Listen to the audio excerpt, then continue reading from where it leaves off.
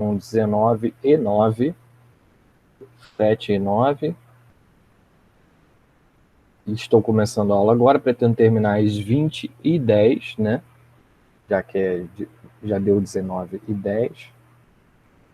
Vamos começar numa apresentação aqui da minha janela e hoje nós vamos falar de mercado de trabalho como assunto de redação. Bom, esse assunto de redação, ele pode vir, ele está na nossa listagem, tá? Vamos ver quem é que está aqui com a gente, só o professor Smeson e o professor Smeson. Bom, esse assunto, mercado de trabalho, ele pode vir sendo cobrado em atualidade, né, como um dos assuntos da atualidade, e ele está aqui na nossa lista, ó. Cadê? Mercado de trabalho, vem você, está aqui, ó. Depois de transporte público. Escolhi esse tema porque é um tema muito quente, né, para tempos de pandemia, pós-pandemia e até antes da pandemia do coronavírus, da SARS-CoV-2, né, do novo coronavírus. Esse tema é um tema recorrente nos jornais, nas revistas de economia, e também no dia a dia nosso, né? Todos nós nos preocupamos com o mercado de trabalho. Portanto, falaremos dele hoje. Vamos abrir aqui uma nova página.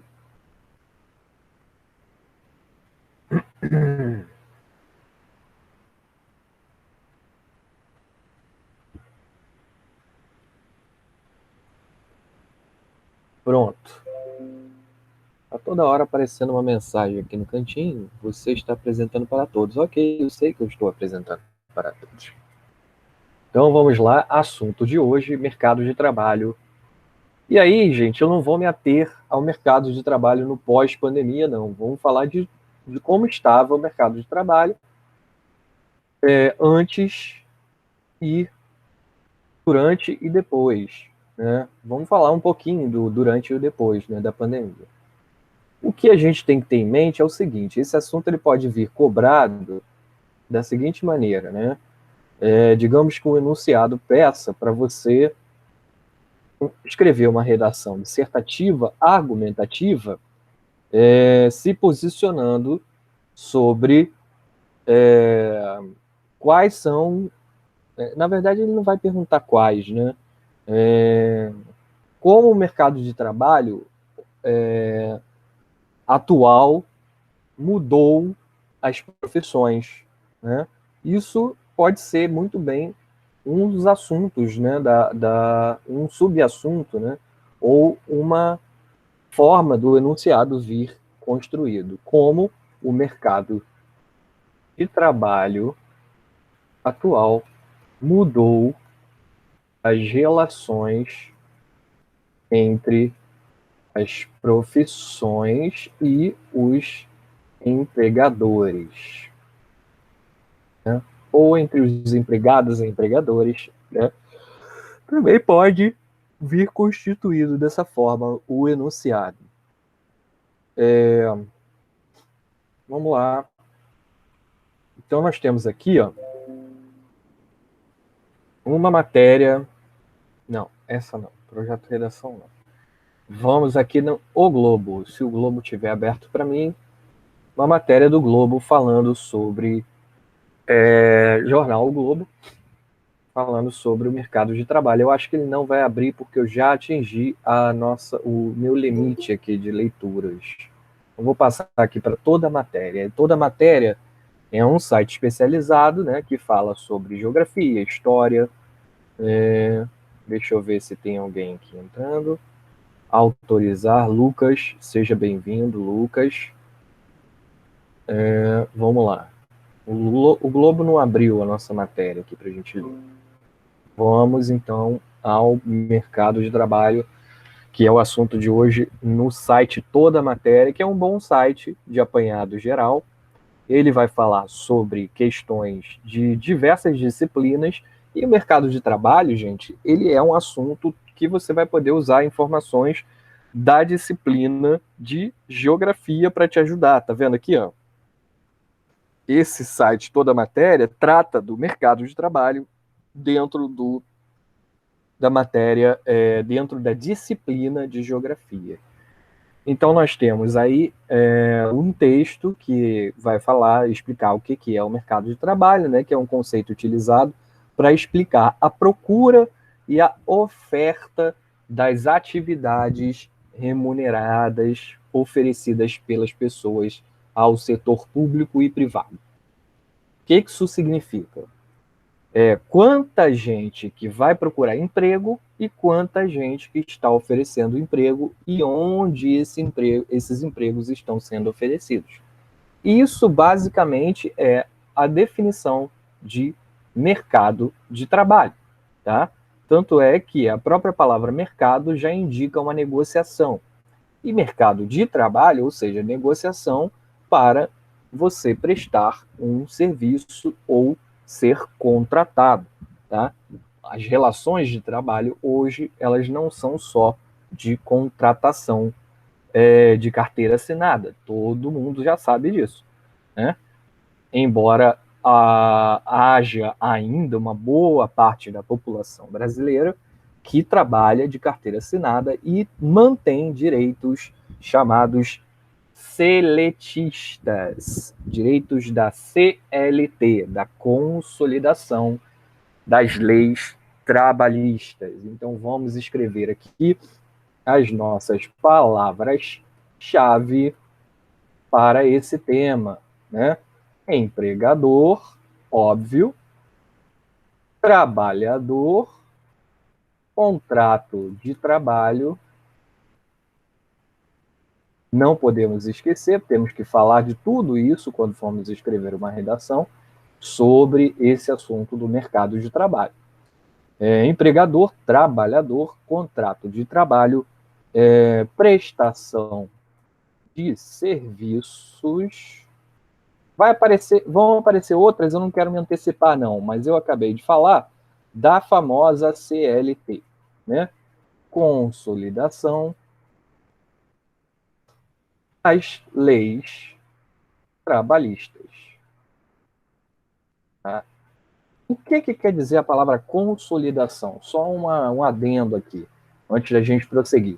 Consolidação é como se eu tivesse unificando, ou como se eu tivesse unificado um conjunto de leis que já existiam antes em uma grande legislação com um título único. Ok? Seja bem-vindo, Guilherme. Estamos falando de mercado de trabalho.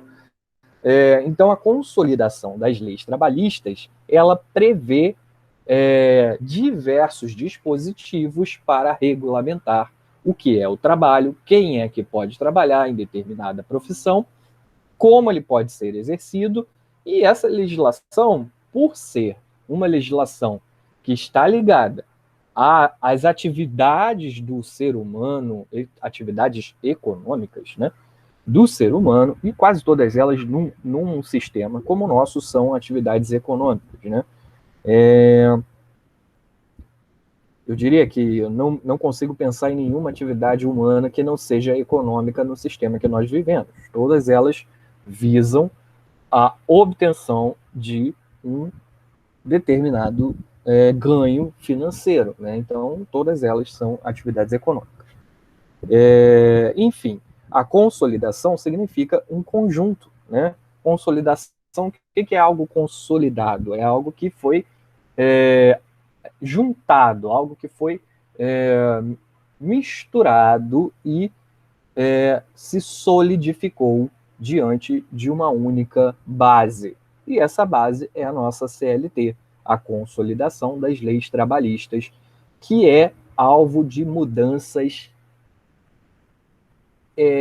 diria, mudanças constantes, né? Ano após ano, nós precisamos modificar a consolidação das leis trabalhistas, assim como nós modificamos também o Código Civil brasileiro. São algumas legislações, elas vão estar sempre mudando. Na verdade, todas elas deveriam estar sempre se atualizando, mas nem sempre é assim, por conta de nossos poderes legislativos terem uma dificuldade aí de atualizarem de acordo com o avanço das novas práticas e tecnologias dos mercados, não só do mercado de trabalho, mas de outros mercados, né? Mas hoje nós vamos falar só de mercado de trabalho.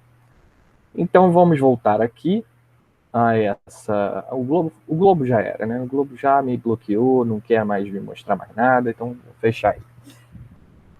Então nós temos aí uma explicação rápida do que é o mercado de trabalho, que é nada mais nada menos do que a lei da oferta e da procura das atividades remuneradas oferecidas pelas pessoas do setor público e privado. Ah, sim, setor público e privado. É importante demarcar o que é o setor público e o que é o setor privado. O setor público é todo aquele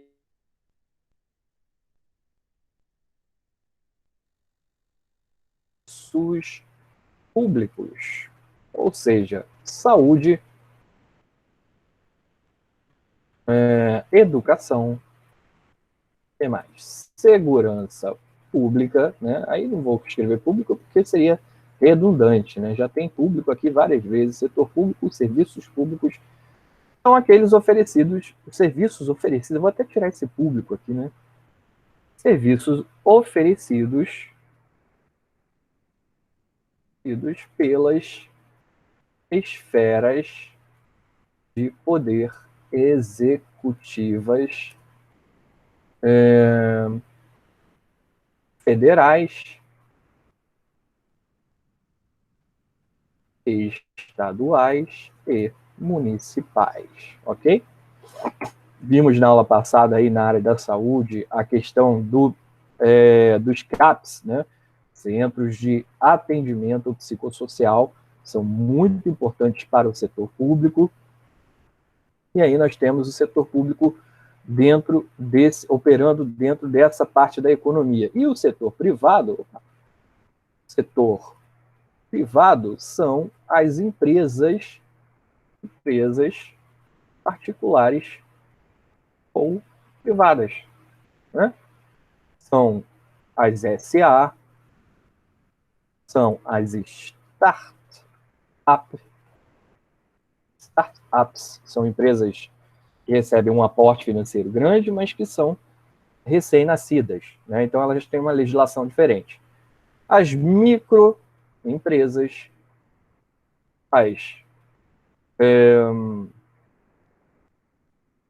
que mais? Os microempreendedores individuais. Muitos de vocês devem ser microempreendedor individual ou devem conhecer muita gente que é o famoso MEI.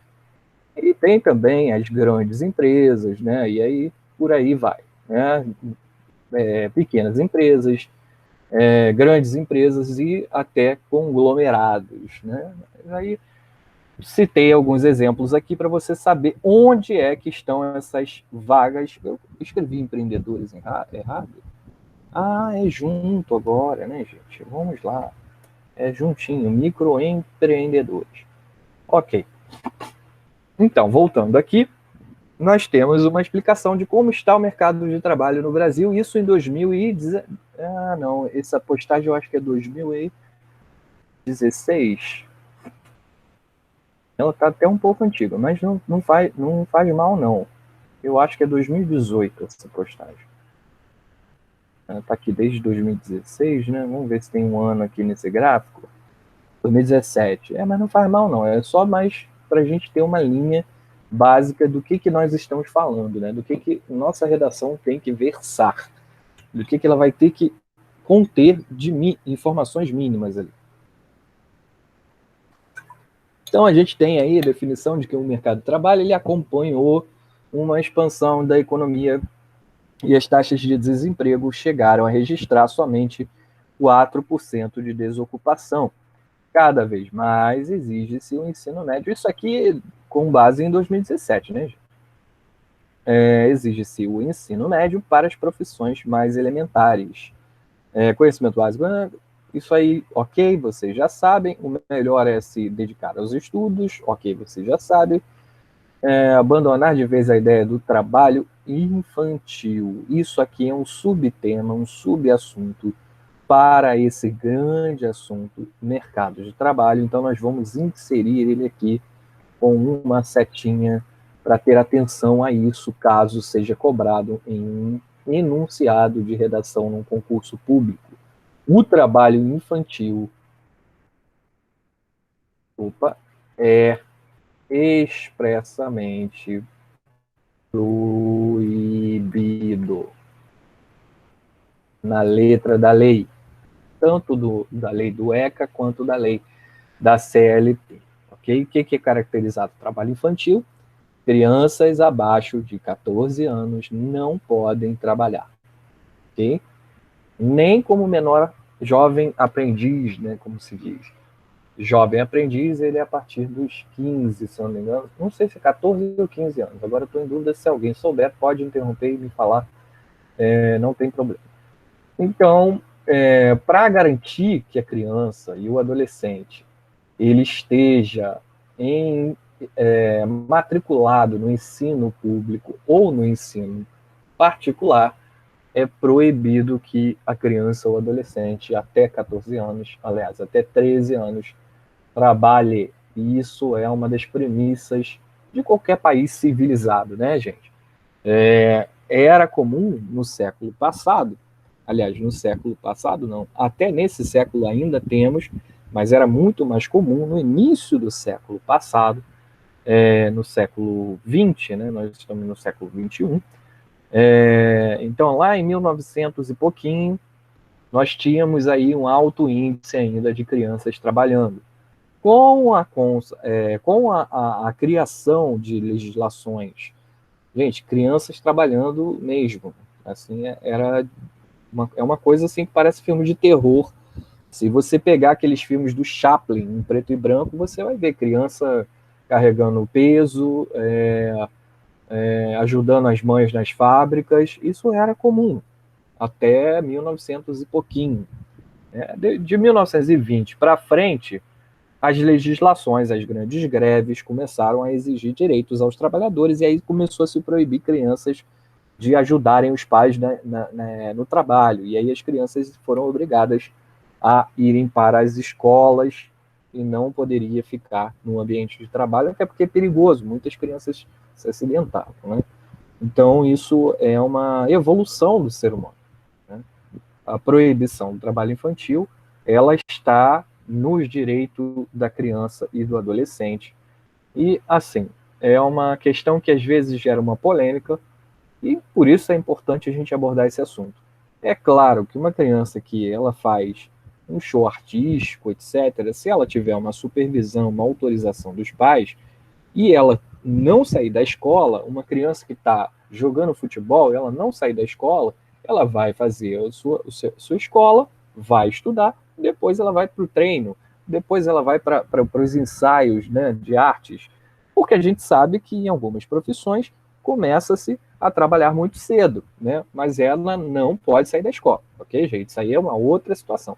Não é a mesma coisa que, por exemplo, uma situação de uma criança, seja bem-vinda, Andressa, não é a mesma coisa que uma criança que está lá trabalhando no interior do país, numa fazenda, irregularmente, porque os pais não tiveram educação e não sabem nem que é proibido, né? E a criança está lá no carvoeiro ajudando a família, né? Isso aí ainda acontece, né? Nós temos aí um texto que eu pretendo disponibilizar para vocês, do Leandro Sakamoto, e ele vai falar da questão do trabalho escravo em pleno século XXI.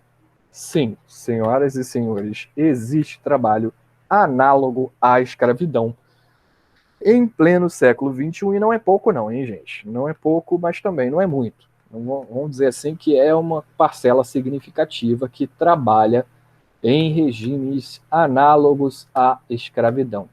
Ou seja, como se fossem escravos. Trabalham por uma quantia tão pequena de dinheiro que pode-se comparar esses trabalhos, e não é só no Brasil, né? No mundo todo ainda temos esses cenários.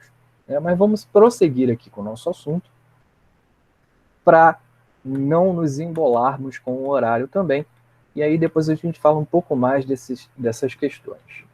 Dito isso sobre o trabalho infantil, aqui nós temos uma taxa, né, de 2016, a taxa de desemprego tem crescido, e isso só aumenta a competição para quem deseja se recolocar ou entrar no mercado de trabalho. Então nós vemos aí um gráfico que pode ser bem comum num concurso público, olha não, é bem comum num concurso público, com a taxa de desemprego subindo, subindo, subindo, atingindo o patamar de 3,7% da população do Brasil em 2017.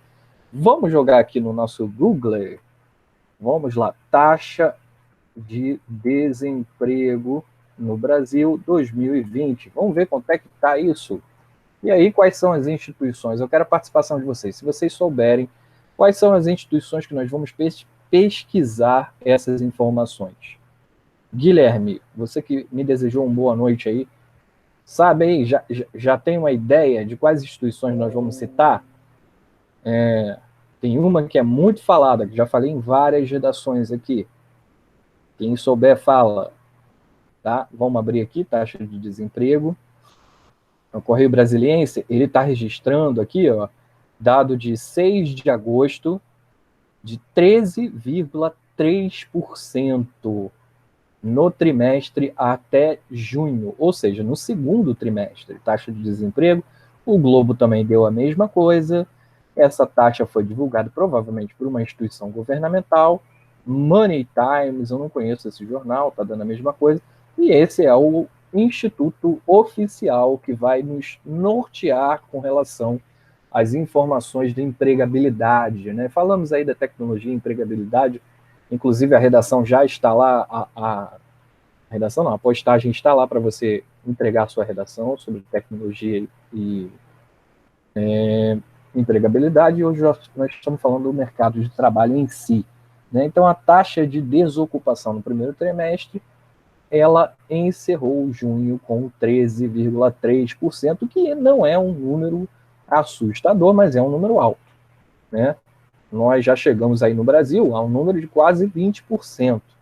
Agora, o que tem que ser observado é a taxa de informais. Vamos dar uma olhada? Só por curiosidade.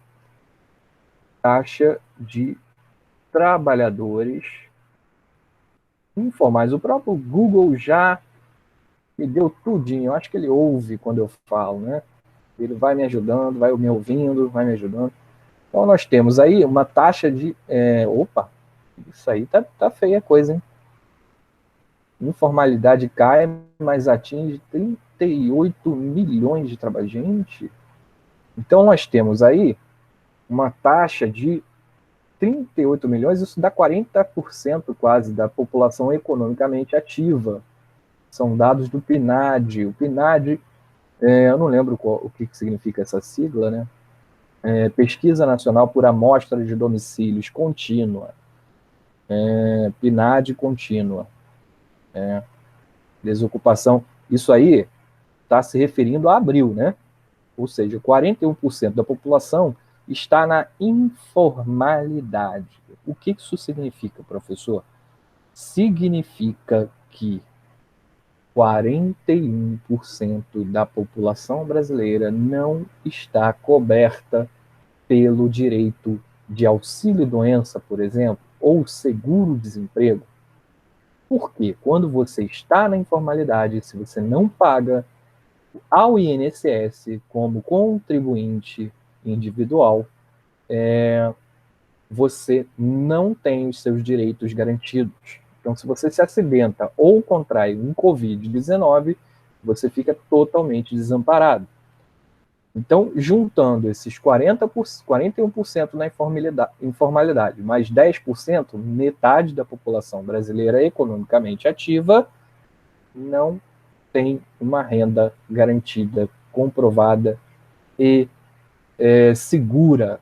Isso é um dado, esse sim é um dado um tanto quanto assustador do ponto de vista que, se você for pensar, é claro que a gente tem que levar em conta a pandemia, né? Mas se você for pensar em mercado de trabalho, esse número não era tão alto assim em 2015, 2014, 2013, né?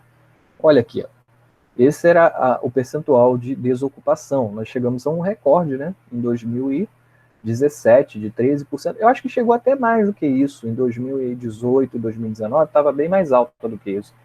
Nós estamos aí voltando, né, ao patamar de 12 ponto alguma coisa, mas já foi bem menor, olha lá. Já foi em... Isso aqui foi janeiro, fevereiro e março de... Aqui não está aparecendo o ano. 2017... Janeiro, fevereiro e março, dezembro, janeiro, fevereiro. Eu acho que é 2017. Janeiro, fevereiro e março de 2017, nós tivemos aí uma variação de 10,9%. Mas antes disso já chegou a ser bem menor, chegou a ser de 4%, 5%. Enfim, então o mercado de trabalho ele nunca foi tão competitivo. Ele está sempre muito competitivo, né? Para você ser contratado por alguma empresa, você tem que ter um currículo invejável e, com certeza, de preferência, um QI, né? O que indica. A indicação, gente, ela não é algo pejorativo sempre. A indicação é algo positivo, pode ser visto como algo positivo em muitos casos, porque você imagina,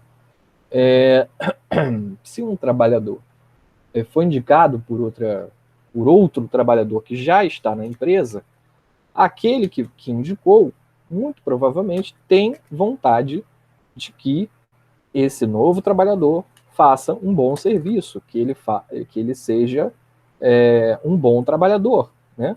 Ele tem interesse por quê? Porque ele não quer correr o risco de ser cobrado pelo seu empregador de algo que não tenha sido feito como o esperado, né? Então, às vezes a indicação não é um fator tão pejorativo. Em alguns casos acaba sendo, porque se você não for conhecido de ninguém, ninguém te contrata.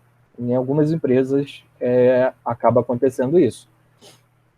E aí entramos aí num assunto sobre mercado de trabalho, que quando você for perguntado, por exemplo, um dos enunciados possíveis seria esse, né? Como o mercado de trabalho atual mudou as relações entre as profissões e os empregadores.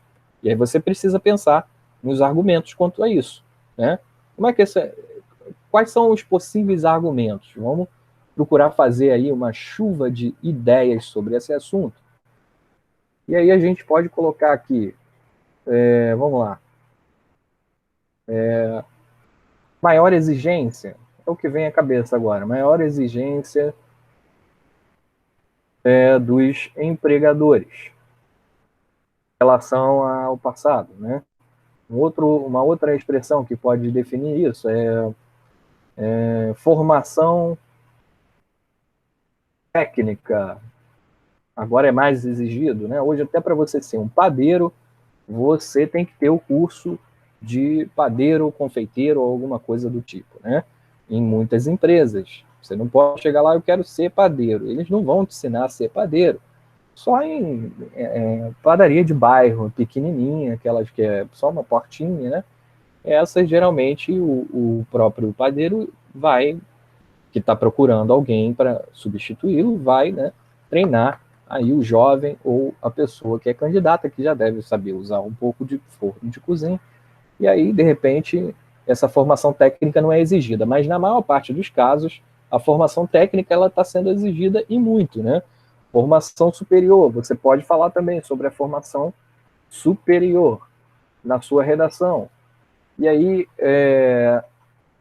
já temos aí 3 parágrafos para serem desenvolvidos, olha, isso no campo do desenvolvimento, se você quiser falar sobre o que mudou entre as profissões e os empregadores, né, nas relações de trabalho e entre as profissões e os empregadores. Tecnologia, você pode colocar tecnologia como um fator de mudança também, tá? Tecnologia e novas máquinas, né, mudaram as relações de trabalho. Enfim, nós temos aí algumas expressões que podem te ajudar a dar um norte para essa redação sobre mercado de trabalho. Então, nós temos aqui, finalizando não, está chegando na metade, né? Então, nunca foi tão competitivo, né? Economia de mercado. Essa expressão é interessante. Vamos colocar o que é economia de mercado. O que é economia de mercado, professor? Economia de mercado, gente, é aquela baseada na lei da oferta e da procura. Né? Então, quanto mais uma profissão tiver de gente procurando por ela, o que vai acontecer com o salário? O salário vai ser menor. Para essas profissões que tem muita gente procurando vaga. Quanto mais vagas sobrando para uma determinada profissão, maior vai ser o salário oferecido, ok? Então, nós temos aí a lei da oferta e da procura também no mercado de trabalho. Atuando também no mercado de trabalho. Entenderam que é a lei de quanto mais pessoas oferecendo um serviço tiver, mais barato vai ser esse serviço. Quanto menos pessoas preenchendo a quantidade de vagas, quanto mais vagas sobrando, mais caro vai ser esse serviço, ou seja, mais caro vai ser o trabalho, a força de trabalho desse trabalhador, ok? Por isso que nós temos aí médicos, né? Médicos são muito poucos e eles ganham muito bem. O tempo de formação é imenso. Opa, vamos voltar aqui para toda a matéria. E aí, por isso que essa lei funciona, a lei da oferta e da procura funciona quanto maior for a tua formação. Professor, eu só tenho ensino médio. Beleza. Então, as funções que você pode exercer com o ensino médio, elas são com o salário menor do que as funções que você pode exercer se você fizer um ensino superior, né? Professor, eu fiz um curso técnico, então você já ganha um pouco mais. Essa lei da oferta e da procura, né, da economia de mercado, ela funciona para tudo, né, na nossa economia. Então, a gente pensando nisso, pode imaginar que a formação acadêmica, a formação escolar, a formação universitária e técnica são muito importantes, né? Então, igualmente, os postos oferecidos pelo mercado de trabalho, eles exigem cada vez mais tempo de estudo, autonomia e habilidades em informática, como eu estava listando lá as nossas expressões-chave para poder abrir as portas da nota alta na nossa redação. Então, dessa maneira, nem sempre aqueles que são considerados como população economicamente ativa têm suficiente formação para ingressar no mercado de trabalho. Acontece o seguinte, gente, tem muita gente aí que, principalmente na área de TI, que ela tem um conhecimento, uma experiência tão grande que ela não precisou fazer uma faculdade ou tirar um certificado daquele determinado aplicativo ou programa que ela utiliza para fazer a linguagem de programação dela. Estou dando só um exemplo.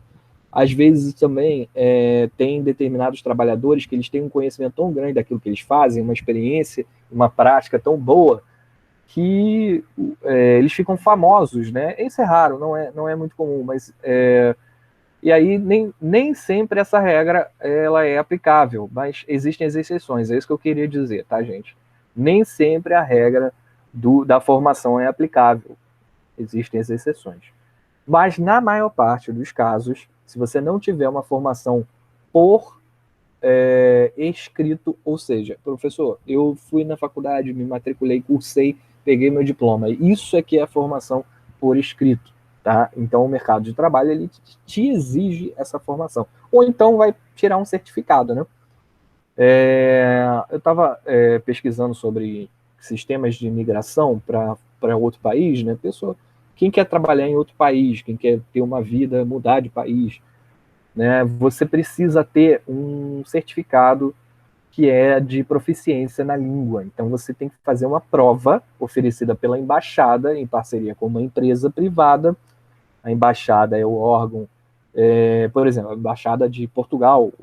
No caso, Portugal não precisa ter proficiência na língua, porque nós falamos a mesma língua, né? Vamos dizer assim, que seja a Alemanha. Então, a Alemanha vai oferecer vai contratar uma empresa e a embaixada é o órgão, né? É como se fosse uma prefeitura fora do país, né? É uma pequena prefeitura na capital de um outro país e ela vai atender as pessoas que têm interesse em viajar para aquele país, né? Tirar o visto de turista ou até mesmo de morador, quem sabe, o trabalhador, no caso. Então você é obrigado a fazer uma proficiência. Então tudo no mundo contemporâneo é obrigatório ter um certificado ou fazer uma comprovação, tá? Para que você possa conseguir determinada vaga naquela empresa ou naquela instituição pública, de repente, né? Então você precisa dessa formação formal.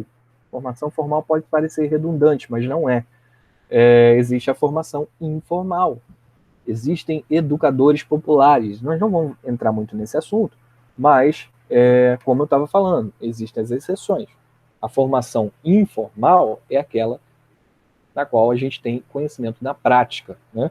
Muita gente aí começa a trabalhar já desde cedo, porque o pai tem uma empresa, e aí ele vai pegando a maneira de como lidar com aquela empresa desde cedo, né? E chegou o Gabriel. Seja bem-vindo, Gabriel. Boa noite. Estamos falando sobre o mercado de trabalho. Vou dar continuidade aqui. Então, quais são as tendências, né, para aperfeiçoamento do trabalhador em 2017? Isso aí tem 3 anos, mas não está muito desatualizado. Esse texto é bom. Segundo uma consultoria brasileira, seria a capacidade de negociação, a execução de planejamento estratégico e projetos, assumir equipes de sucesso herdadas e o domínio do idioma inglês. Isso aí é no geral, né? Nas grandes empresas, nas empresas que são média também, de médio porte, não necessariamente uma empresa pequena, tá? Essas tendências são de uma forma geral, né? De todas as empresas. Então, a mulher, a figura da mulher no mercado de trabalho, isso aí também pode ser um subassunto, né? A ocupação da mulher no mercado de trabalho brasileiro. Olha lá, vamos ver o que está acontecendo aqui no Brasil.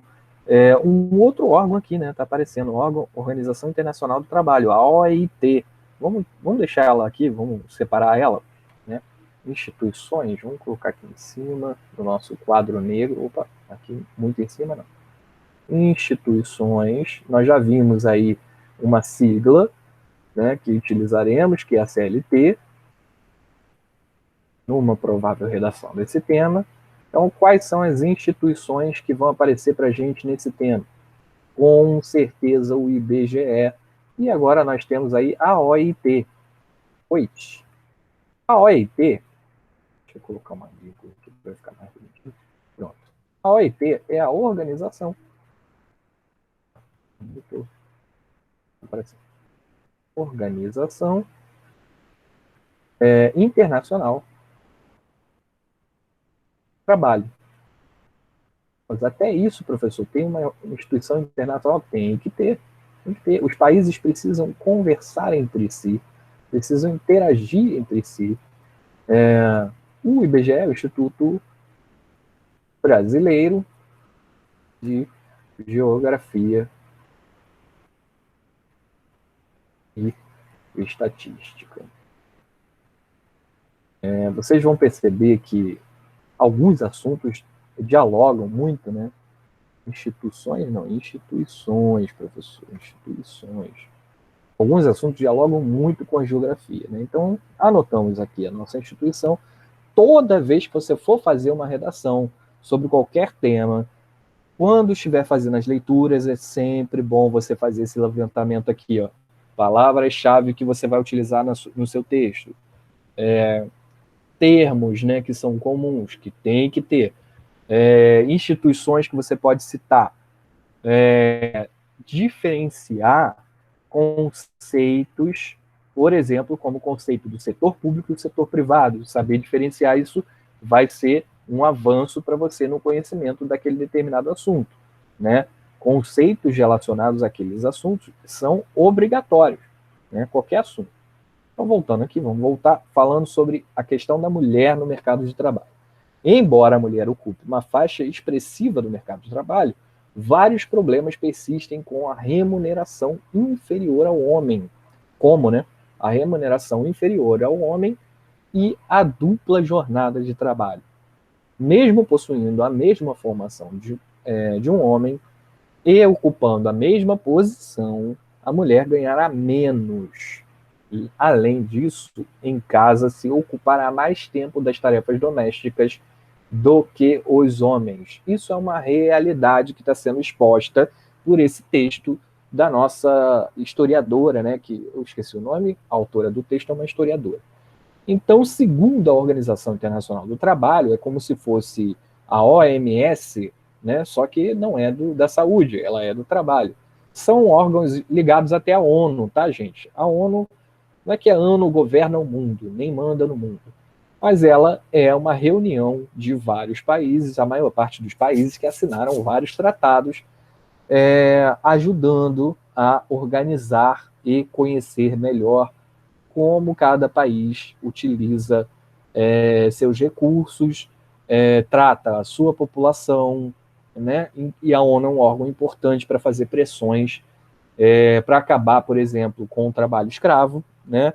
Pressões para que os governos tenham eleições democráticas, né? Os observadores da ONU também fazem fiscalizações humanitárias nos países, ou seja, eles vão nos países que são assinam, né, esses acordos internacionais comerciais, eles são sistematicamente vistoriados para saber se lá não está acontecendo nenhum abuso em relação aos direitos humanos. Porque se tiver esses países que cometem abusos, eles sofrem sanções do Conselho da ONU, né? Eu ainda vou falar, eu acho que vocês já devem ter estudado na área de direitos humanos, mas estou só entrando aqui um pouquinho nesse assunto para não esquecer. Então, por isso é importante ter essas instituições que fazem esses levantamentos. E aí essas empresas que pagam diferente para a mulher, pagam menos para a mulher do que pagam para os homens, elas são pressionadas pelos governos e pelos poderes legislativos, que são pressionados, teoricamente, pelas instituições da sociedade civil, que são ONGs, partidos políticos, movimentos sociais, para que essas leis tornem o trabalho, por exemplo, da mulher igualmente equitário, né? O que é o equitário? O que é equidade? Para que não haja discrepância no pagamento de um homem em relação ao pagamento de uma mulher para o mesmo serviço que elas estão realizando. Então, se a mulher tem a maior carga de trabalho em casa, né, segundo dados da OIT, por que ela ainda ganha pior do que o homem no trabalho, né? Isso aí fora de casa. Então, são duas discrepâncias aí, que é a questão da jornada dupla e a questão também da diferença nos salários. São questões sérias e a gente vai colocar, a gente vai inserir elas aqui como possibilidades de argumentação, né? Diferenças de gênero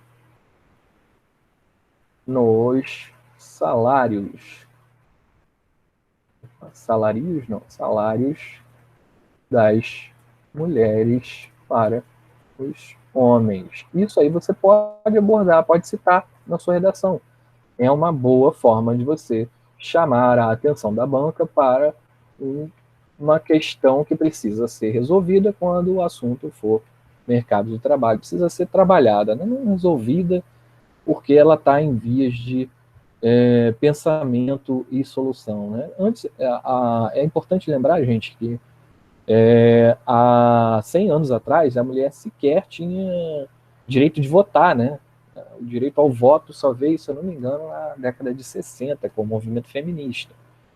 Então, assim, são questões históricas, e aí não estou fazendo nenhuma apologia a movimento feminista, nem a movimento político nenhum, só estou contando aqui para vocês como é a questão histórica e a questão do mercado de trabalho, que existem essas discrepâncias, né? E aí essa exploração, né, da força de trabalho feminina, ela ainda é presente na nossa sociedade. Ela, na mesma faixa etária, os homens respondem por 76%, apenas 46% das mulheres, segundo a OIT, em idade de trabalhar buscam emprego. Ou seja, a maior parte das mulheres não buscam emprego, mesmo na idade de trabalhar, né? Então, nos países desenvolvidos, a mulher ocupa 51,6% dos postos de trabalho em frente aos 68% dos homens. Então, dos 100% de mulheres que podem trabalhar, só 51% delas estão nos postos de trabalho. E dos 100% dos homens que podem trabalhar, 68% estão nos postos de trabalho. Isso significa que ainda os homens são os maiores ocupantes das vagas nas empresas. No Brasil, essa diferença é de 22 pontos percentuais, aumentando a brecha salarial. Os gráficos abaixo, aí tem o gráfico aqui, né? Deixa eu ver se eu consigo aumentar para mostrar para vocês. Presença feminina no Brasil, participação de mulheres e homens em postos de trabalho formais, em percentual. Então, nós temos aí de 2010, os postos de trabalho para a mulher foram crescendo um pouco, né? 42,3, 42,7, 43, mas ainda é uma diferença grande, né? Nesse ritmo aí. Setores com maior presença feminina em 2013, a gente tem aqui a saúde, serviços sociais, educação, alojamento e alimentação, que é a rede hoteleira, né? Rede hoteleira, etc. Administração pública, defesa e seguridade social. E aí aqui as profissões mais masculinizadas, né? Que é a construção civil, só tem 9% de mulheres, né? 8,9% de mulheres na construção civil. A indústria extrativa, que é, né, a agricultura, transporte, 82% dos motoristas são motoristas homens, empresas de eletricidade e de gás. Então, ler um gráfico é importante. Fonte, sempre o nosso famoso IBGE. Então é isso, gente. Vai falar dos jovens aqui. Não, ainda não terminou, não. Temos mais 9 minutinhos aí, que eu comecei às 19h09, 19h10, né, na verdade. Vamos falar um pouquinho dos jovens, na questão do mercado de trabalho. E aí, os jovens são divididos entre gerações X, Y e os... Y, no caso, são os millennials, né? Os que nasceram após os anos 2000. Então, esses são os jovens que estão entrando no mercado de trabalho. Quem nasceu após os anos 2000, né? Na verdade, aqui a historiadora está classificando como 95. O mercado de trabalho pode ser um desafio. Porque que acontece? 95, em 2017, estavam fazendo 15 anos, né, mais ou menos. 15, 16, 17 anos, não é isso?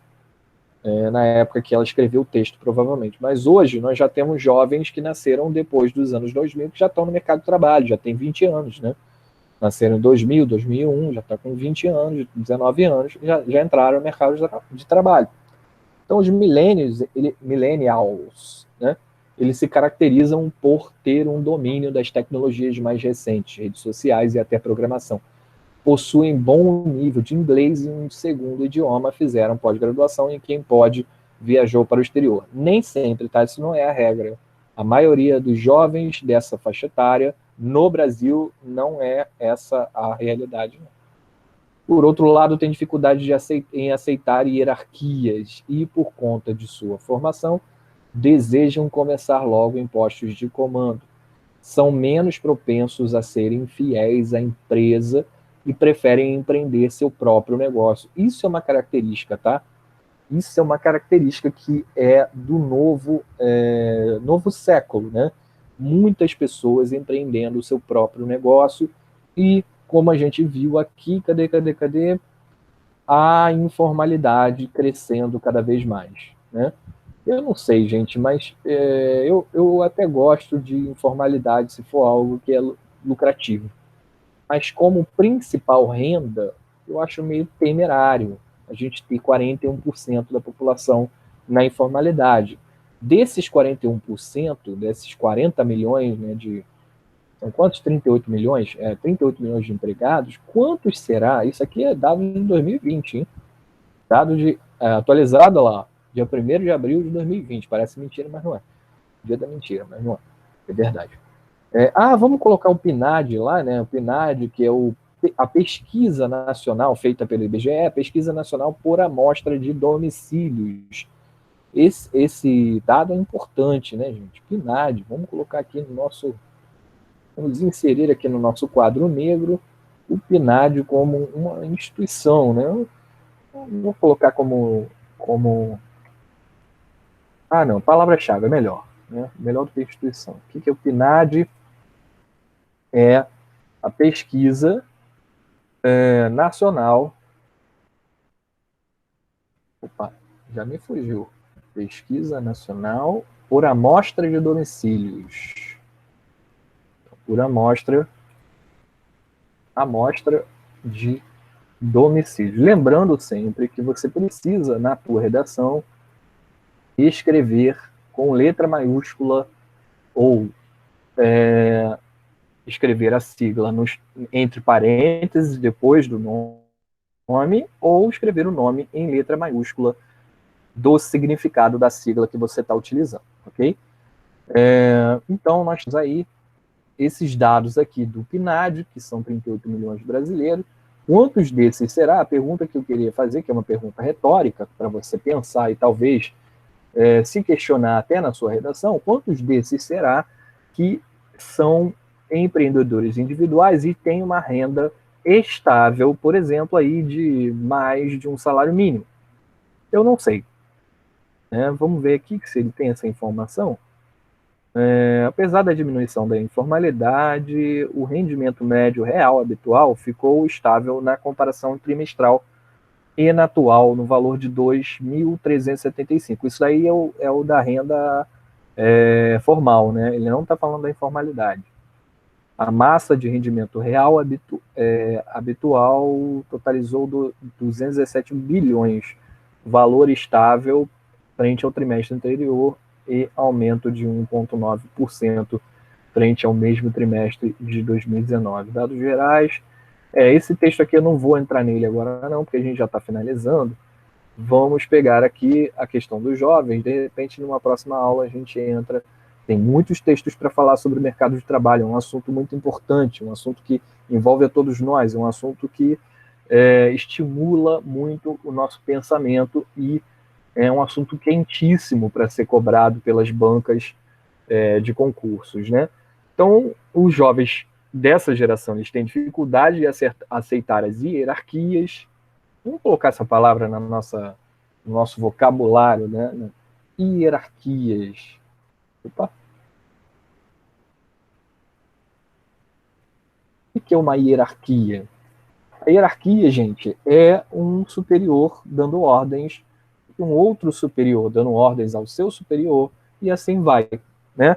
O chefe, né, se fosse no regime militar, o capitão, depois vem, eu não sei qual é a ordem, né, mas o tenente, o coronel, depois vem o general, né? Então, você tem aí as hierarquias militares. Em todas as empresas, até nas empresas civis, há uma hierarquia. Se não houver, é bagunça, né? As empresas precisam ser organizadas assim pelo interesse do próprio empresário, né? Isso aí é uma maneira de administrar. Enfim. Então nós temos aí, voltando aqui, essa questão dos jovens serem empreendedores e estarem. Vou colocar isso como uma observação também para vocês utilizarem, tá? Se vocês quiserem citar essa questão da jovens empreendedores e as atividades informais. Okay? Atividades informais e os jovens empreendedores estão muito relacionados, né? Então, nós temos aí esses 38 milhões, né? Quase 40 milhões. Vamos colocar aqui. Quase 40 milhões na informalidade. Nem todos são jovens, tá, gente? Só esse detalhe. 40 milhões da população brasileira na informalidade. Eu acredito que boa parte deles são jovens, talvez até mais de 60%. Né? Voltando aqui, para finalizar o nosso texto base de informações, né, as profissões mais valorizadas, isso aí era 2017. Né? Apesar de ser apenas uma estimativa, aqui estão as profissões que estão em alta e devem ser mais demandadas nos próximos anos, que é o marketing digital. Marketing digital é realmente uma área que muita gente gostaria de pegar, né, de trabalhar. Então, nós temos aí as estatísticas, analista de dados, trabalhando em empresa de tecnologia, né, analista e estatística, empresa de tecnologia, com certeza. Médico, que é sempre requisitada, né? Nós temos um déficit de médicos no Brasil grande, tanto é que tivemos programas para importar, né? Trazer para dentro do nosso país médicos cubanos e médicos de outros países. Até agora, na pandemia, isso foi uma questão bem falada também, né? A repatriação, não é repatriação, a nova fase, né, do programa Mais Médicos no Brasil. Houve uma nova fase por conta da pandemia também. Biotecnologia e nanotecnologia está ligada, essa profissão ela está ligada ao nosso assunto das aulas do mês de agosto. Teve muitas aulas sobre tecnologia. Então, olha só a quantidade de profissões que eu falei para vocês, aliás, que está nessa lista e que está também na questão ligada à questão da nossa redação de tecnologia, que já estará disponível para você entregar a partir de hoje até o dia 14 de setembro, ok? Então, nós temos aí economia agroindustrial, essa economia agroindustrial não está ligada à área de tecnologia, não. A administração de empresas está indiretamente, mas já existia antes, é um ramo que já sempre existiu, né? Comércio exterior, essa também está ligada à questão da tecnologia, porque o gestor de comércio exterior ele precisa estar muito atualizado em relação aos programas, né, aos aplicativos e programas e cálculos que são feitos por esse tipo de profissão. O turismo ele também tem uma certa crescimento por conta da tecnologia. Nós temos aí, para quem não conhece, né, a empresa Airbnb é uma das empresas que mais crescem no mundo na área de turismo, porque ela oferece, como se fosse o Uber do turismo, né? Você vai lá e aluga um apartamento de uma pessoa que o apartamento não é uma pousada, mas você vai lá e aluga o apartamento de uma pessoa que cadastrou, né? Como se fosse o Uber do turismo. Geriatria, que é especialidade médica, e design com foco em inovação. Olha só, 1, 2, 3, 4, 5, 6, 7, 8 profissões de 10, né? São 10, 1, 2, 3, 4, 5, 6, 7, 8, 9, 10, 11. De 11 listadas aqui, por esse artigo do site Toda a Matéria, nós temos aí 8 que estão ligadas diretamente à tecnologia. Ou seja, ao invés dessas novas tecnologias estarem tirando vagas, elas estão oferecendo muitos postos de trabalho e valorizando profissionais nessas áreas aqui listadas. Ok, gente? Olha, essa foi a aula de segunda-feira do dia 31 de agosto de 2020. Eu espero que vocês tenham gostado. Eu vou continuar esse assunto na próxima aula, tá? E eu pretendo finalizar ele na próxima aula para a gente não ficar muitas aulas com o mesmo assunto, porque eu acho isso um pouco prejudicial, tá? a gente acaba repetindo algumas coisas, né? Então, nós vamos falar um pouquinho na próxima sobre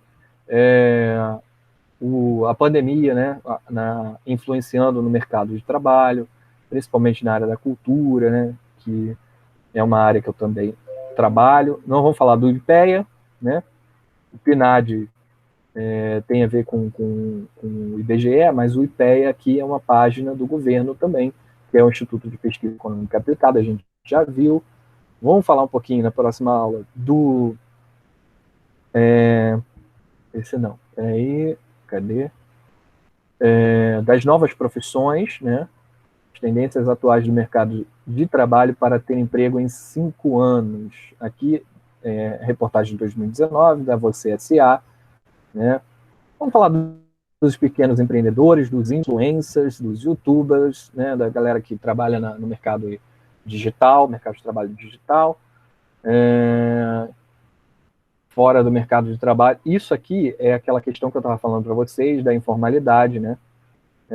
Nós temos desempregados, sim.